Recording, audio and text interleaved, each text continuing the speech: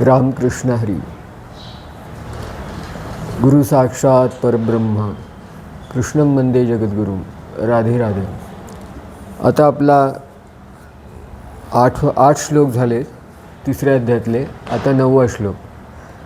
आणि या व्हिडिओपासून मी श्लोक वाचून दाखवत नाही, कारण माझे जरा संस्कृतचे उच्चार चुकीचे आहेत.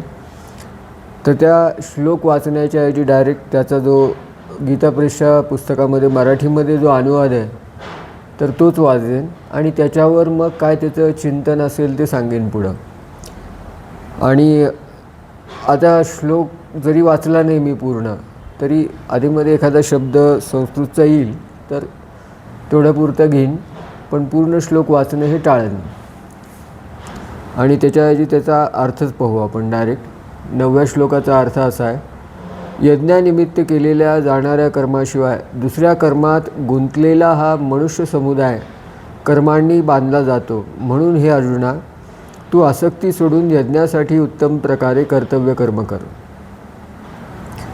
तर यज्ञानिमित्त केल्या जाणाऱ्या कर्माशिवाय, तर हे यज्ञ हा जो शब्द आला आहे, तर यज्ञ हे म्हणजे फिजिकल यज्ञ या अर्थानं नाही आला, तर यज्ञ हे रूपक या अर्थानं आलेलं आहे की स्वधर्म यज्ञ किंवा कर्तव्य कर्मरूपी यज्ञ. मग या यज्ञासाठी जे केलेले कर्म आहेत त्याच्याने मनुष्य बांधला जात नाही, तर याच्या व्यतिरिक्त जे कर्म केले जातात त्याने मनुष्य बांधला जातो. म्हणून अर्जुनाला असं सांगतात की तू यज्ञासाठी कर्म कर. मग कर्मबंधन जे निर्माण होतं ते कोणत्या कर्मामुळे होतं? तर सकाम कर्मामुळे होतं किंवा इतर निषिद्ध कर्मांमुळे होतं. पण जे काम आपण कर्तव्य म्हणून करतो निष्काम भावनेनं आणि निस्वार्थ भावनेनं, मग ते आपलं रोजचं जगणं आणि रोजचं रुटीन का असणं, आपला नोकरी व्यवसाय असो किंवा अजून काही असो, आपलं प्रापंचिक काम असो, तर हे जे म्हणून आपलं कर्तव्य आहे ते आपण जर निष्काम भावनेनं केलं तर ते बंधनास कारण होत नाही, कारण तो यज्ञ आहे. आणि यज्ञ हे रूपक देण्याचं काय कारण आहे? कारण यज्ञामध्ये आपण आहुती देतो, तसं या कर्तव्यरूपी कर्मामध्ये आपण आहुती देत असतो. आपल्या वेळेची आहुती, एनर्जीची आहुती, आयुष्याची आहुती. आणि आहुती दिल्यानंतर त्याकडनं काही रिटर्न येत नसतं, कारण ते अग्नीमध्ये टाकले की जळून जातं यज्ञकुंडात.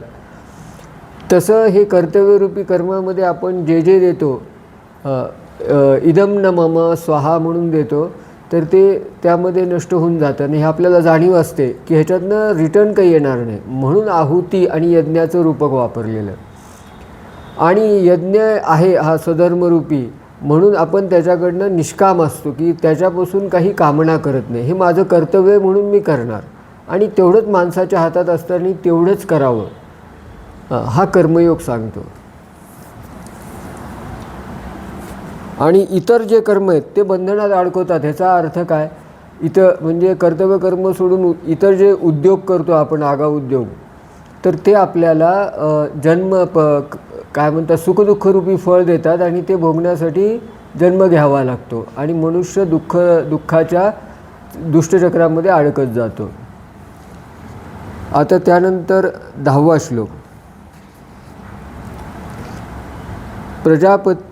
प्रजापती ब्रह्मदेवाने कल्पारंभी यज्ञासह प्रजा उत्पन्न करून त्यांना सांगितले की तुम्ही या यज्ञाच्या द्वारा उत्कर्ष करून घ्या आणि हा यज्ञ तुमचे इच्छित मनोरथ पूर्ण करणारा हो. तर कल्पारंभी म्हणजे ज्यावेळेस सृष्टी निर्माण झाली त्यावेळेस ब्रह्मदेवानी ही सृष्टी निर्माण करताना, सर्व प्राणीमात्र निर्माण करताना मनुष्य प्राण्याला निर्माण केलं. आणि नुसतं निर्माण केलं नाही, त्याच्यासोबत हा यज्ञसुद्धा निर्माण केला. कारण नुसतेच प्राणी निर्माण केले आणि त्यांना काहीच वर्क असाईन केलं नाही, तर त्यांनी आयुष्यात काय करावं, तर त्यांच्यासाठी हे कर्तव्य हे असाईन करून दिलं. तर प्रत्येक मनुष्याचं आपलं आपलं काहीतरी कर्तव्य असतं. प्रत्येक मनुष्याप्रमाणे बदलत जातं. मग प्रत्येक मनुष्याने चिंतन करून ठरवावं आपलं की काय कर्तव्य आहे. आणि त्या कर्तव्याला स्वधर्म म्हणलं जातं. धर्माच्या मागे स्वशब्द का लागला आहे?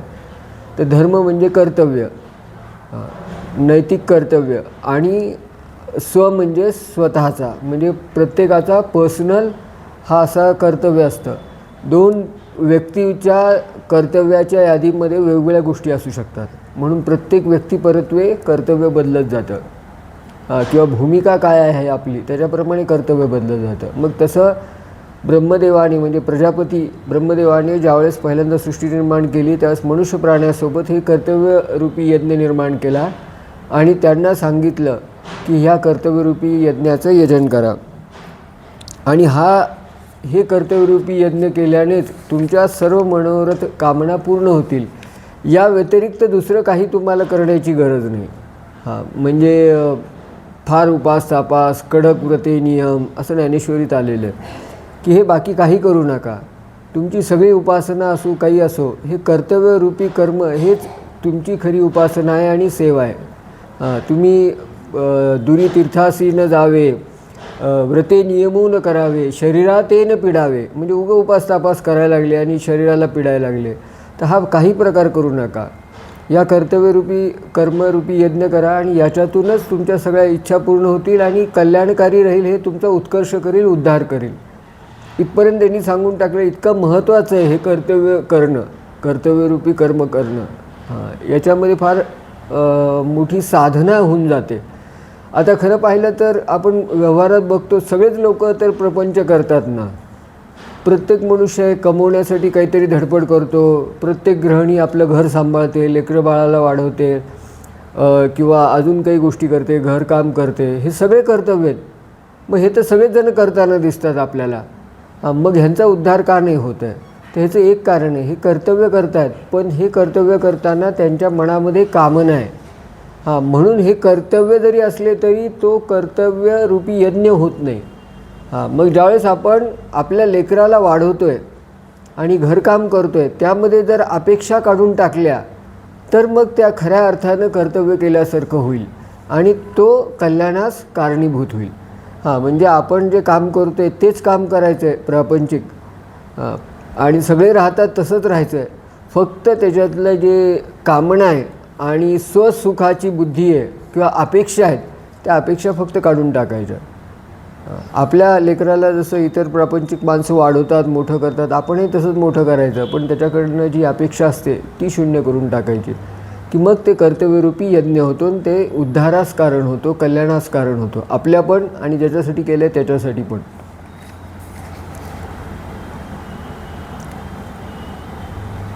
आता 11वा श्लोक.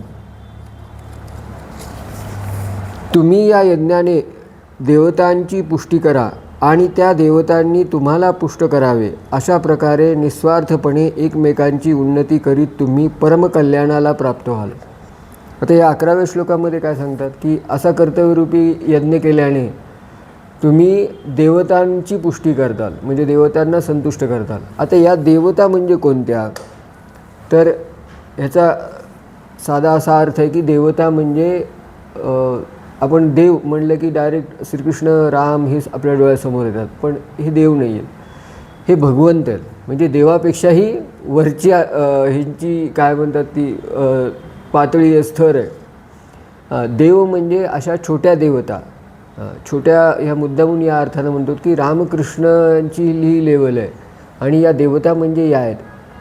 देवता म्हणजे हे मनुष्य प्राण्याप्रमाणेच आपल्यासारखे जीव असतात पण आपल्यापेक्षा प्रगत जीव असल्यासारखे आणि यांच्याकडे प्रकृतीमध्ये काहीतरी कुठल्या तरी शक्तीची अधिकार असतो, म्हणजे अधिष्ठात्री देवता असते.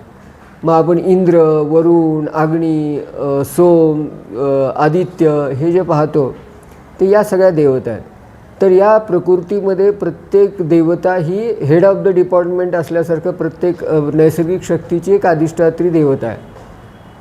तर या देवता प्रसन्न होतील असं म्हणलं आहे. म्हणजे थोडक्यात या ह्याच्यात काय सांगायचं आहे की तुम्ही तुमच्या कर्तव्यकर्माप्रमाणे वागायला लागला की प्रकृती ही तुमच्यावर प्रसन्न राहील. प्रकृतीच्या अधिष्ठात्री देवता प्रसन्न राहतील म्हणजे प्रकृती प्रसन्न राहील आणि प्रकृती निसर्ग नेचर हे तुम्हाला अनुकूल झाला तर तो तुम्हाला अनुकूल होईल म्हणून तुमची समृद्धी होईल आणि तुम्ही त्याला अनुकूल झाल्यामुळे त्याची समृद्धी होईल. म्हणजे अशा प्रकारे परस्पर फायदेशीर असेल कर्तव्य कर्म करणे. म्हणजे कर्तव्य कर्म करणे हे कशासाठी आवश्यक आहे तर आपण नेचरशी अलाईन होतो. म्हणजे ह्या जगाची जी एक पद्धत आहे जगण्याची किंवा ह्या नेचरची एक पद्धत आहे, त्या नेचरच्या प्रवाहामध्ये आपण येतो. आणि आपण जर कर्तव्य नाही कर्म केले तर आपण ह्याच्या विरुद्ध वागल्यासारखं होतं आणि मग ते आपण विनाशाकडे जायला लागतो.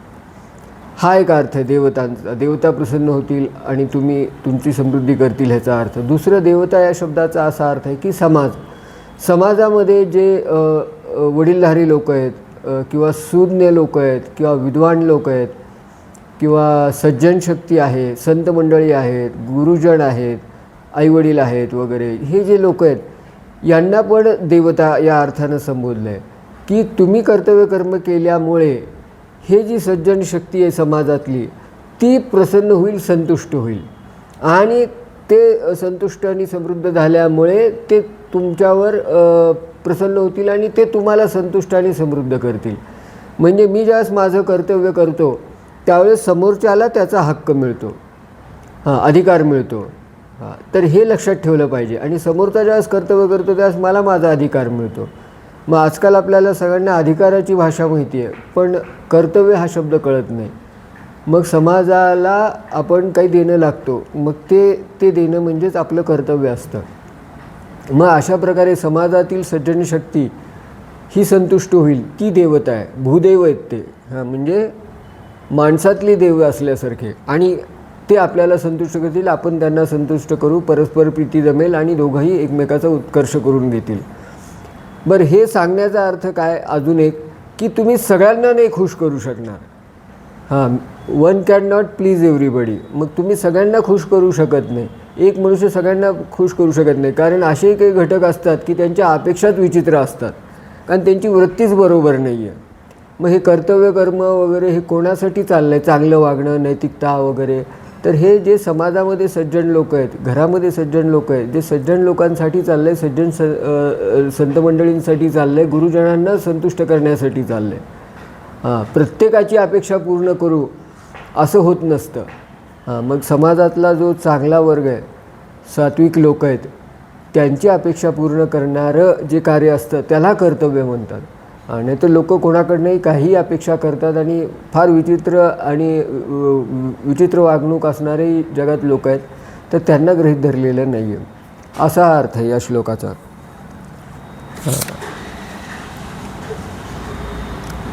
त्यानंतर 12वा श्लोक.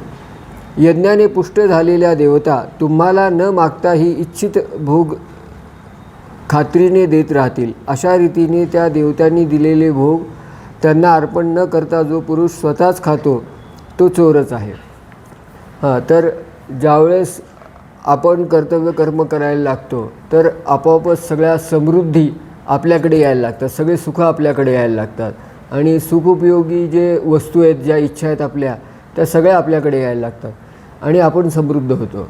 तर हे झाल्यानंतर मात्र आपण हे लक्षात ठेवलं पाहिजे की आपण स्वधर्मारूपी यजन केल्यामुळे आपल्याला हे सगळं मिळालं आहे, पण त्यातलासुद्धा हिस्सा पुन्हा स्वधर्मातच विनियोग केला पाहिजे.